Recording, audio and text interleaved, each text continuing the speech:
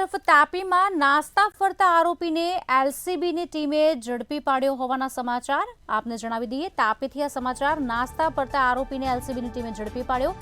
બળાત્કારના ગુનામાં આ આરોપી નાસ્તો ફરતો હતો। સમાચાર 12 વર્ષ બાદ આરોપી પોલીસના હાથે ઝડપાઈ ચૂક્યો। આખરે 12 વર્ષના લાંબા સમય બાદ બાંધકામમાં મજૂર તરીકે આવેલી સ્ત્રી પર તેણે દુષ્કર્મ કર્યું હતું। આરોપી દુષ્કર્મ કરી ફરાર થયો હતો, જે 12 વર્ષ બાદ એલસીબીના હાથે ઝડપાઈ ચૂક્યો છે। સમાચાર આપને જણાવી દઈએ, તાપીમાં નાસ્તા ફરતા આરોપીને એલસીબીની ટીમે ઝડપી પાડ્યો છે। 12 વર્ષ બાદ તેને સફળતા મળી છે ઝડપી પાડવામાં।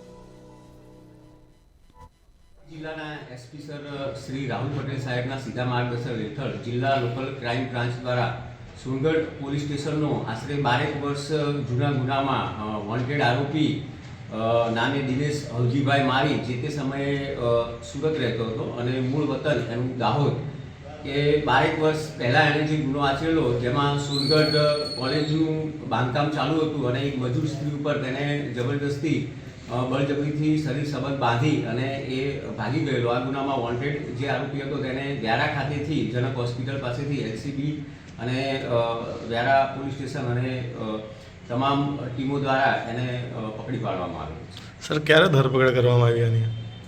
આ ધરપકડ જે છે એ ગઈકાલે કરવામાં આવી 28। જી સર, ધન્યવાદ।